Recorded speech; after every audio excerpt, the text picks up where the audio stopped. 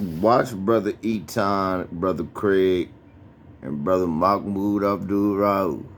First cabinet. Well, I guess Brother Craig was the first cabinet, then Abdul, then Cap. But listen to them break down Stephen A. and Shannon real quick. Really had an issue with this Kyrie Irving situation is the way that the Brooklyn Nets were handling it. The 6 steps that he was given. And I thought that was the most insulting. It was so bad, Stephen A. Smith had to say something about it. Wow. See, it was so bad, Stephen A. Smith said, now wait a minute, hold on, this is too much. This is a little bit insulting. So you know if he said something about it. But when did he say something about it?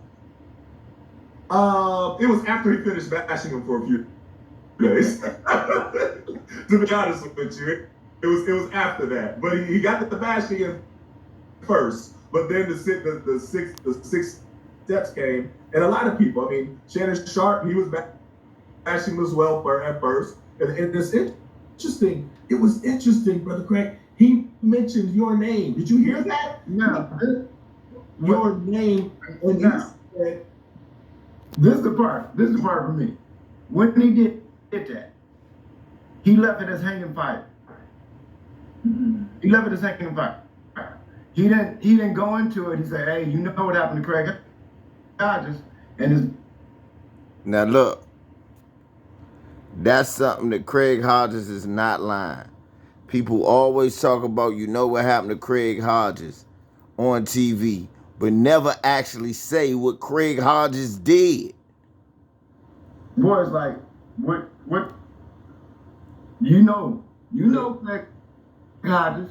Yeah. And then I'm like, okay, we know media. Y'all have a pre-production meeting.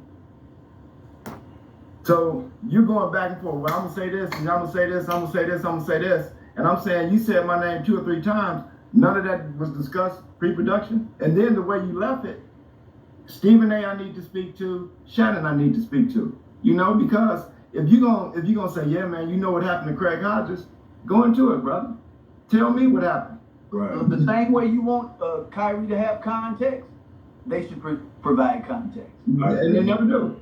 You know, they never do, don't, because once again, you got that bully pulpit. Once you say it, it's out there. And then my son sent it to me. I didn't even know it was on. My son sent it to me, said, Dad, check this out. And I'm like, wow, man, and wow. My problem with on many levels, my problem with the demands. And I ended up, I said, man, I like to sit back when I first hear stuff and put it and think about it. And of course, there's so much more you could put, but on these little posts, you don't want to write a book. Right? It's hard. I'm looking at these demands, man, and I'm like, wow. You don't ask that of police when they kill black folks. And the institutions, right? You don't ask.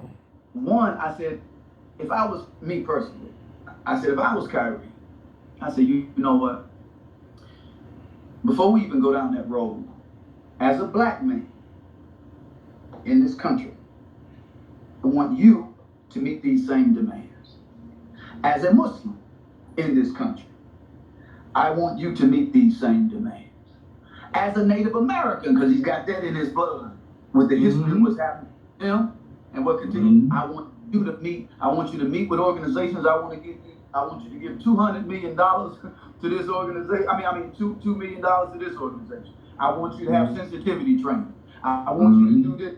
But every piece of me, because every piece of me, the black man has been exploited and misused, right? As a Muslim, the exploitation has been there. As a Native American, the genocide, and you don't all even see no Native Americans that exist no more. They didn't kill them all so much.